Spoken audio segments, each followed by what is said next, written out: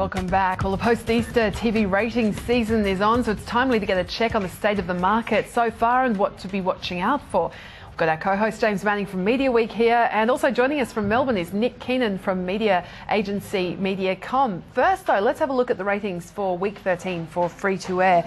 And obviously the block there, as you mentioned, yeah, it's James. Another big party for the block, and My Kitchen Rules filling first top 8 spots, those two shows, and 2 7 dramas just squeaking in to the top 10 at number 9 and number 10. Yeah, packed to the rafters and Downton Abbey there you can see. Let's have a look at subscription TV for the week 13, top 10 there. NRL games, AFL games. NRL, AFL and Selling Houses Australia just squeaking in at number 10. All right, well, let's get some more on what we've seen so far. And Nick, wanted to ask you, I mean, we've seen 7 obviously dominate the start of the year again with My Kitchen Rules. Are advertisers happy that it's been running well after Easter as well? Yeah, of course, particularly if they're in there. But look, it keeps the network, it keeps their base audience up. So, yeah, absolutely. And, again, testament to the fact that the channel Network 7 have one of the greatest assets that you can have at the beginning of the year, and that's the Australian Open, because you get to promote all your great content in the first quarter. So, they've done very well. Nick, I guess the difference this year is that 9 had something worked out of the blocks. The block All-Stars, they didn't have anything like that last year. It was still in the shadow of My Kitchen Rules, but it still did pretty good numbers. Was that a lot of difference to them to have an offering that worked? Oh, absolutely. I mean, last year you would have seen, they had a tough quarter in 2012. We had excess baggage that ended up shutting down. And so when they talk about some of the growth that they've had in the first quarter, and they're the only of the 3 networks that are, of the 3 FTAs that are actually up across all the major demos, but they were coming off a lower base. So they're still sitting, of all people, if you want to, as a general guide, they're sitting between that 24-25% share. 7 are sitting between 29 and 30, and 10 are, anywhere from sort of 15, 16, or getting up recently to about 19.9. So, it's good that 9 have had a stronger quarter, because if they follow that up with The Voice, Q2 is going to be theirs. Well, just on 10 though, if we could ask you about the outlook for them and what you think is going to happen. I mean, would they be sort of wise to stay out of, perhaps the war between the hits like The Voice and My Kitchen Rules coming up, or what should they be doing, do you think, in May, launching some shows perhaps in then, sort of staying out of the immediate fray, if you like? Yeah, I mean, look, it's interesting. What do 10 do? I mean, everyone seems to be the armchair critic and expert on this. I think they've got to stay in the race. You've got to keep rolling your content out. Biggest Loser is doing well for them. It's not great, but it's a good base audience, just under 1 mil, and that's seen an uplift and got them back to about 19.9%. But it's like 7 have won every one of the 7 surveys so far this year. And equally, the ABC is rated higher than Channel 10 for all those 7 surveys. So much like where we finished last year is where they've been this year.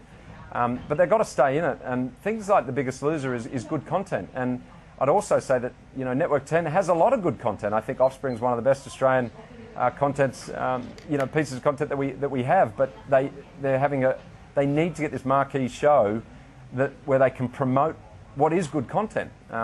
And I think the final thing I'd say on Network 10 too is there's still a good audience there to buy, and we are still absolutely buying a certain share on the majority of the TV buys that we do, because there are efficiencies to be gained there. They might not be getting the big numbers, but they've got a good base audience. But when you get outside of the headlines and everyone's saying how bad it's going, there's a good audience to buy there that's important to your schedule. So I think you've got to temper it with that. But yes, they shouldn't stay out of it, is my view. They should get in there, because you just never know what consumers are going to grab onto.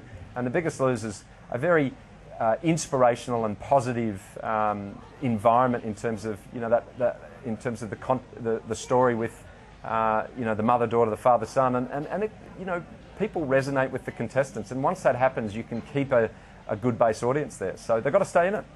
Nick, 10 will be glad to hear your support for them there. Now, give us a little, no sitting on the fence here. We're going to have My Kitchen Rules and The Voice going head-to-head next week. Is there room for both of them? Who do you think could come out in front? Look, if you go and you look at last year, you would say, is there room for both of them? Not really, because it just destroyed everything it went up against last year. And what I would say is it started amazingly well, and it finished amazingly well. I mean, but the bigger numbers for The Voice, it was the opposite to some of these franchise these franchise shows where they start and they creep up and build to a massive finale. But The Voice did the reverse, and I think the engagement around the blind auditions and the battlegrounds, when you're going up without, in the beginning, we're going to see Mike Kitchen Rules, I think, get pretty slammed by The Voice. And I'm not sitting on the fence, I'm giving you a forthright opinion. I think The Voice, given how strong it is up front and how entertaining it is up front with the blind auditions and then the battlegrounds, there was some wonderful content then. When it got into the individual teams battling it out, it kind of tapered off a bit and it got a bit of a love fest. And I think, although it did exceptionally well, I'm not taking anything away, we saw some of the huge, 3 million plus numbers. It consolidated down between, 2.2, and it's still enormous numbers, don't get me wrong, but I think everyone will fall away. And where I feel sorry for 10 with The Biggest Loser, just when you're just getting one to work, you've got to go up again on Sunday night against The Voice, and that's going to be tough. Slammed, I think you said. That's a good headline there for us. Now, quickly on subscription TV, what are you seeing there? We're seeing some pretty good numbers for shows like Game of Thrones, and the series, I think 3 of The Walking Dead just finished too.